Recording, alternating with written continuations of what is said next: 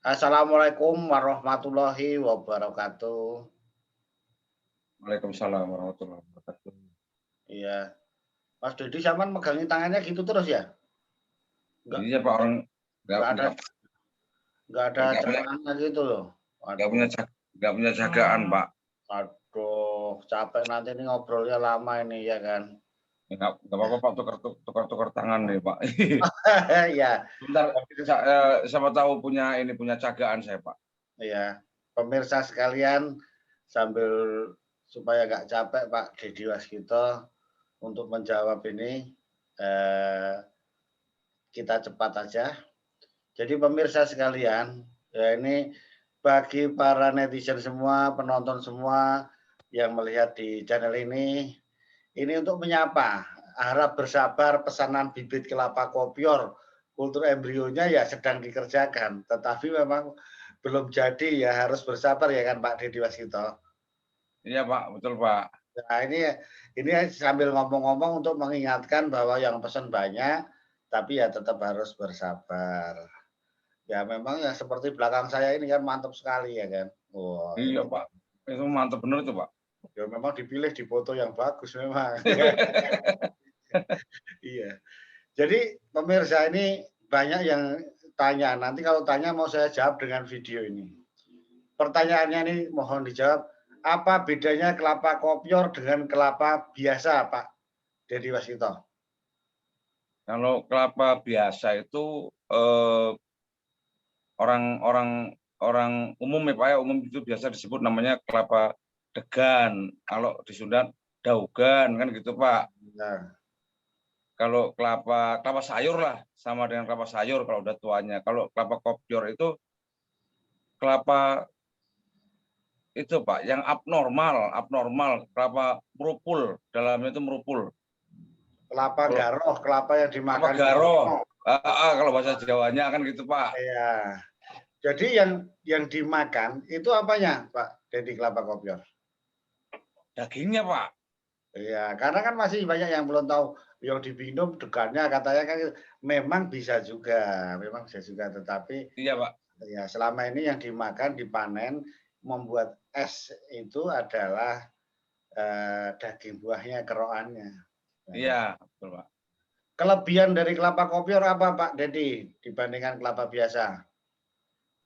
Kelebihannya ya mungkin sebagian orang yang suka ya Pak, yang senang tuh Hmm. rasanya gurih, terus teksturnya itu lembut. Terus Apalagi ya Pak ya, pokoknya ya kebanyakan beda dengan kelapa degan gitulah. bagi yang menanam harganya lebih mahal. Terutama kalau kalau dari segi itu Pak ya, harganya jauh sekali dengan harga kelapa degan. Iya, biasa. Berarti itu kan bedanya ya, sama kelapa biasa bahwa itu adalah eh, dimakan daging buahnya tapi sudah mengelupas sendiri abnormal tadi. Iya Pak, Ya, iya itu Pak. bedanya mengelupas sendiri, nggak usah di apa itu sudah ngelupas dan enak itu. Itulah yang Iya Pak. dimakan. Kemudian Pak Dedi, nah ini jenis kelapa kopior kita bedakan dua aja lah, nggak usah pakai yang beda-beda itulah, biar Iya nggak Pak, pusing iya. orang. Kelapa kopior ada dua, tipe genjah dan tipe dalam. Dalam, betul Pak. Persamaannya apa? Perbedaannya apa? Nah, gitu. Baik Pak. Sekarang persamaannya dulu. Iya Pak, persamaannya sama-sama kelapa kopior. Nah, itu. Dan kalau yang dari kultur embrio bisa sama-sama 100%. 100%, betul Pak. Ya. Tapi kan gitu. Hmm. Nanti masing-masing punya catatan tersendiri kan itu Pak. Ya. Perbedaannya sekarang. Yang pertama. Perbedaannya itu Pak, harga bibitnya yang pertama lah, Pak. Atau harga dulu atau belakangan Pak harganya? Nanti harga itu nanti. Dari Baik bentuk Pak. fisiknya, dari bentuk fisiknya. Iya, fisiknya kalau kelapa dalam itu cenderung buahnya lebih besar, batangnya lebih besar, terus lebih tinggi. Lebih tinggi dan waktu berbuahnya lebih lama, antara 4 sampai 5 sampai 6 tahun.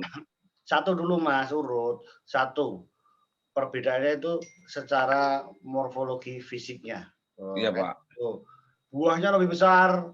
Betul, Pak. Batangnya lebih besar. Besar, ya, Pak. Dan tingginya lebih tinggi dengan umur yang sama maksudnya. Makanya yang satu namanya genjah karena pendek buah gitu. Berbuah, ya, Pak. Genjah sama dalam perbedaan satu adalah fisiknya. Nah, kan gitu. Tampilannya, morfologinya udah beda. Dua. Ya karena fisik tadi kita turunkan, toh Mas.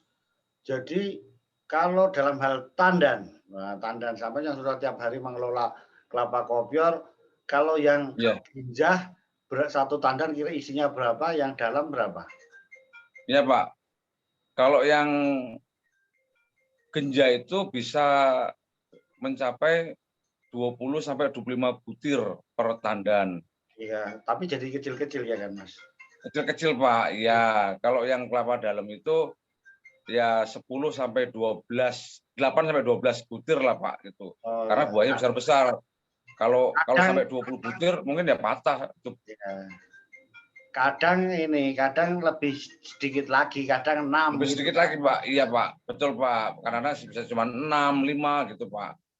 Oleh karena itu, kita turunkan yang ketiga. Ukuran buahnya, gimana Mas ukuran buahnya?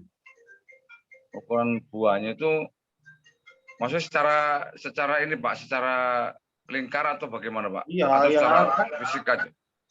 Yang satu besar, yang satu kecil, yang genjah kecil, yang dalam besar.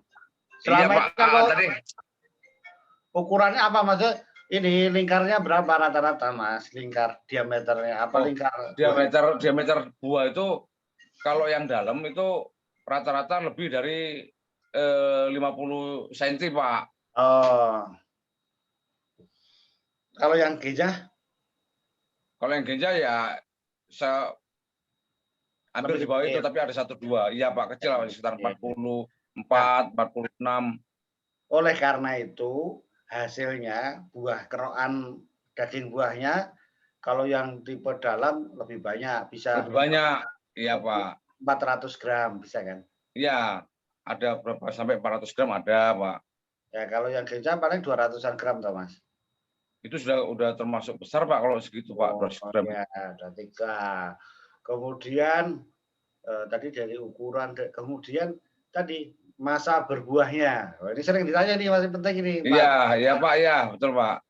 Masa berbuahnya kalau 3 tahun lah itu tipe yang genjah. Iya, Pak, tapi ada beberapa kasus 2,5 tahun juga sudah berbuah, Pak. Iya, itu harus spesial itu rata-rata. Iya, betul, Pak. Kalau yang tipe dalam itu biasanya 4,5 sampai 5 tahun. 4,5 sampai 5 tahun, iya, Pak. Terus apa lagi, Mas? Perbedaannya. Satu, yang genjah perkawinannya klistogami sebelum sebelum membuka kawin. Iya, Pak, sebelum pecah seludang itu. Ya, kalau tipe dalam adalah perkawinan silang. Ya. Betul, Pak. Open pollinated ya kan gitu. Iya, Pak.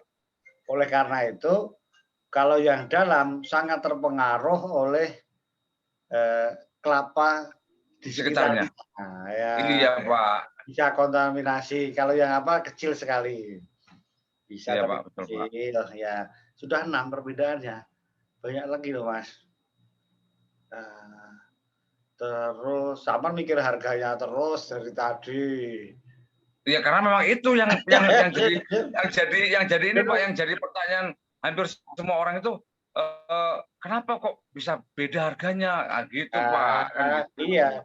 Tapi kan sudah kita jawab tadi ukurannya, masa berbuahnya, perkawinannya, yang satu terpengaruh oleh kelapa sekitarnya, yang satu enggak kontaminasi ya. Iya, Pak. Iya, Pak. Terus harga bibitnya beda. Ya kan lebih mahal yang genjah. Ya, itu nggak usah kita omongkan. Ya sekarang 900 sampai 1 juta, ya satu 350 sampai 500 kira-kira. 500, iya. Oh, Pak. Nah, terus apa lagi ya Mas perbedaannya? Iya Pak, tapi kebanyakan seperti itu. Jadi memang Kalau persamaannya eh, sedikit aku Mas persamaannya.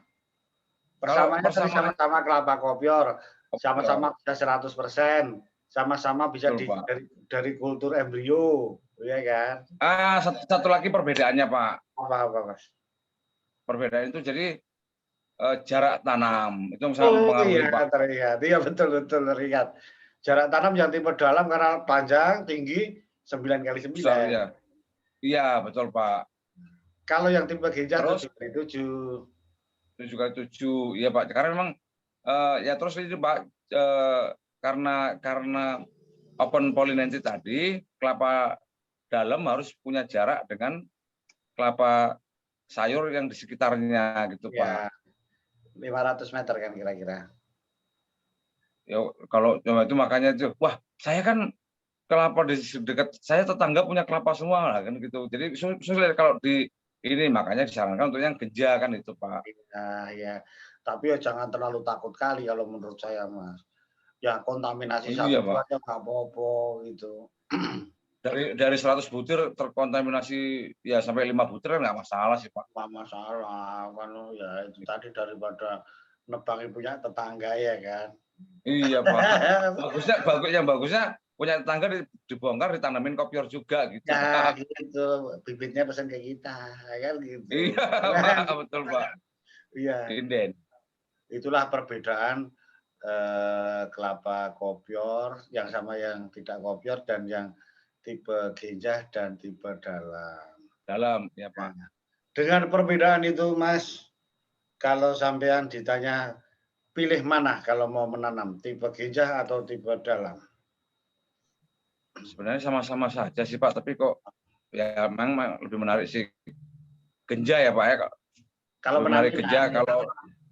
kalau lahannya kecil itu Pak. Tapi kalau untuk skala kebun kelapa dalam sangat menarik gitu Pak.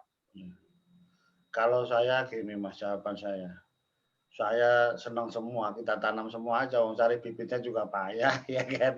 Iya, emang bibitnya sulit Pak, sama-sama sulit bibitnya itu aja. Sama-sama sulit ya udah tanam aja semua, nggak usah pikir ginjah dalam, yang penting kopior gitu aja. Yang penting 100%. Nah, tipe Iya Pak. tipe ginjanya tipe dalam pun oke-nya itu. Karena selisihnya kan kira-kira 1,5 tahun, Mas. Nggak terasa, Iya Pak. Iya. nggak terasa. Dan Memang ada beberapa kasus yang dalam itu kan 4,5 tahun betul-betul sudah berbuah gitu Pak. Seperti akhirnya yang tempatku di pun banyak kali ku Mas, 4,5 tahun. Aku pun heran. Kalau tahu gitu nanam yang dalam pun nggak masalah karena duitnya juga iya Pak. jauh. Iya Pak, betul Pak. Biayanya yang satu apa 3 kalinya loh kalau yang tipe genjah Mas, ya kan gitu. Iya Pak. Iya Pak. Nah, Iya Pak. untung kemarin nanam yang tipe dalam banyak itu. Wah, udah gede-gede, seger. Udah mulai berbuah semua ya Pak? Oh sudah, tinggal panen, tinggal ini Alhamdulillah untuk mantap apa Pak. memberikan kabar gembira pada netizen yang menunggu ini loh. Gitu. Iya Pak, iya Pak. Terus apa lagi Mas? Ini menurut saya Mas, itu persamaannya lagi ya kan jadi teringat persamaannya lagi Mas. Sama-sama bisa terserang oleh hama wangwung atau oriktes. Ya kan? Iya Pak. Itu memang banyak itu Pak pengendalian bagaimana seperti ini gitu kan Pak. Ya, Soalnya kan pakai tempat saya promo. habis semua gitu. Iya. Sama-sama bisa terserang semua itu. Pakai pengendaliannya yang hubungi kita, insya Allah bisa itu Mas.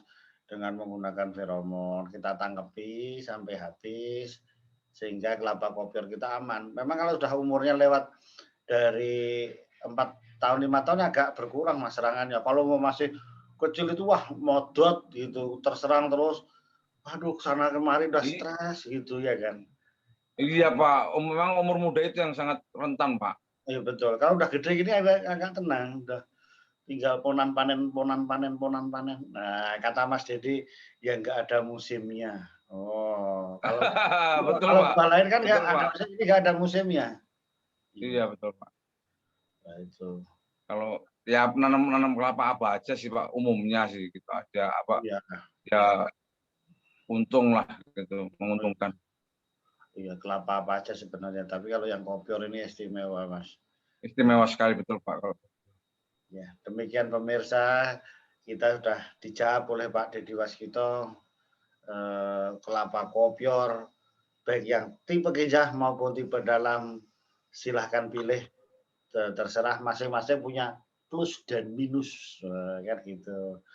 Iya, Pak. Kalau yang duitnya banyak, tanamlah yang gejah, kan gitu. Iya, Pak. Ya, kalau duitnya kurang banyak sedikit, yang dalam, ya kan Mas. Iya, Tapi iya, ya biasa mundur sedikit hasilnya kan gitu.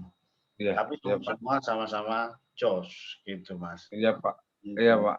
Nggak pernah track, pemupukannya sedikit, kemudian belum mintu, keluar terus buahnya.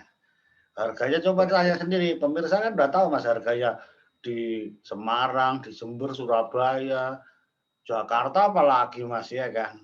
Di Iya, Pak. Iya. Lampung, nah, itulah salam kopior Indonesia. Zaman udah ngantuk kan? Ya, sedikit, Pak. Oh ya udah, kita tutup aja. Yang penting sudah pemirsa ini. Oke Iya, Pak. pemirsa, salam kopior untuk kita semua. Assalamualaikum warahmatullahi wabarakatuh. Waalaikumsalam warahmatullahi wabarakatuh.